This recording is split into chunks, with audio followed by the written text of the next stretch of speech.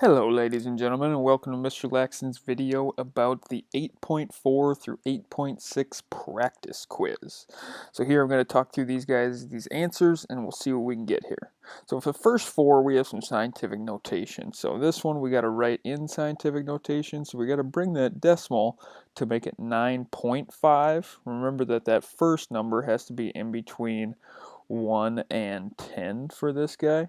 Alright, so we have 9.5 times 10 to the negative 3.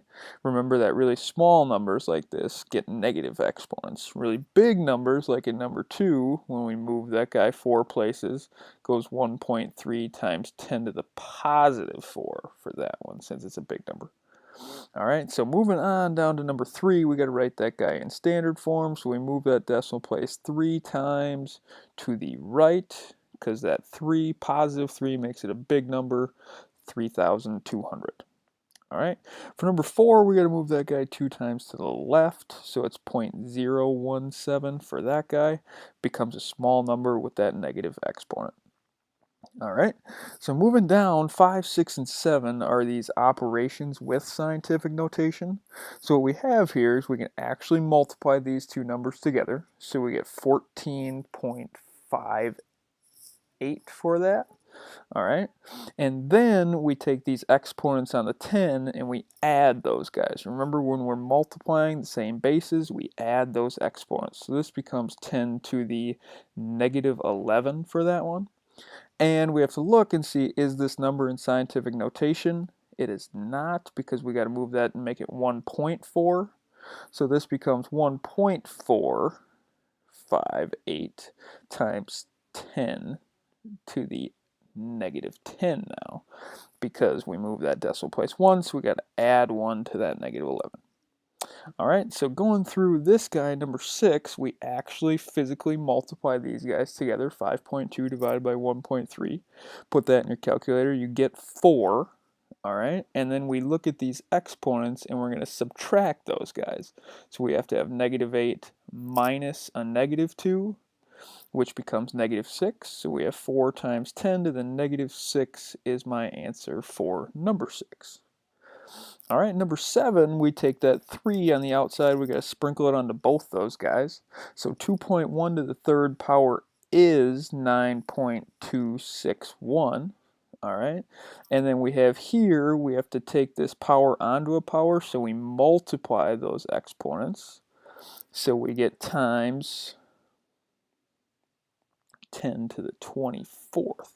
For my answer there. So we should get 9.261 times 10 to the 24th for my answer there. Alright, so moving on to number 8 here, we have to look and we have to circle whether this is growth or decay. So this one in number 8 is growth, because this growth factor here is greater than 1. Alright, if it was less than 1, then it's decay. We talked about that in class. The C value is this value right here, so we have 250 for my C value. My growth factor is that 1.02. And now my growth rate here is going to be how much larger than 1 is this number. So we look, this number is 0.02 greater than 1, so that is my growth rate. Alright. Looking for number 9 here, we have growth rate or decay. So here we have decay, because this number here is less than 1, my growth factor. Okay, so my C in this case is 5,000. Alright, my growth factor is this 0.95. And then my decay rate is, we have to look and see how much less than 1 is that. So we have 0.05. Because we have 1 minus 0.95 equals 0.05, gives us my rate, what I have here. So my decay rate is 0.05. Looking down in these examples for number 10 and number 11, these are the actual exponential growth and decay questions here. So we have to use those equations that we talked about in class for decay and growth here. So I always like to look and just underline these numbers. We're going to put 500 into a savings account that invests at 3% per year. All right, we want to check the growth after 4 years and find out what the balance is. So here, if we put this into our equation, remember we have y equals c, 1 plus r to the t is my growth rate. It's going to be growth because it even tells us there. So we plug these guys in. We know that my c is going to be 500. My rate is going to be 3%, and my 4 years is going to be my t. So I plug these guys in, I get y equals 500, 1 plus, don't forget to write this as a percent is a decimal here. So we have 0.03 that we have to put in for my r, and my t is going to be 4. All right, so if we put this into our calculator, remember that we do our PEMDAS here, so we do this in our calculator first. So we put 1.03 to the 4th power.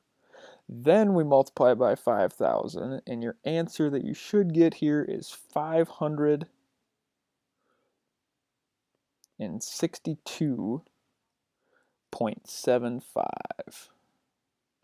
Whoa, my computer decided to freak out here. So this should be 0.75 is what we should get here. And remember, that's dollars, so you can square that guy in. So after 4 years, you get 562 bucks. All right, if we look at number 11 here, we have the population of a town is 5,000. It depreciates at 2%. All right, we have to estimate this guy and the population after 10 years. So we can see that this 5,000 is my C, my initial amount. My R is at 2%, and my T is 10.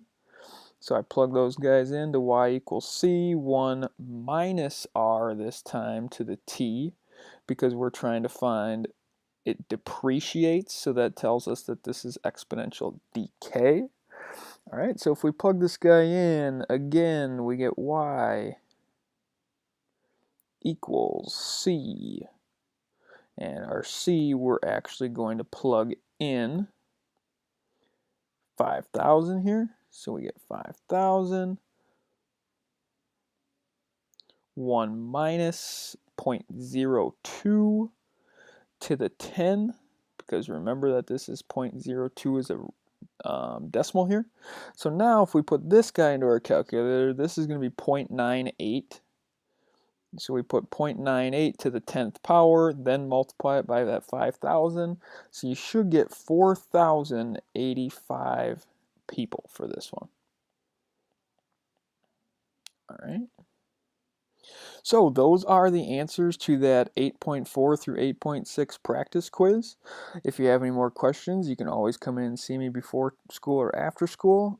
Make sure you hit the subscribe button. I have little to no followers or subscribers on YouTube. Make sure you do that for me. You might be my first.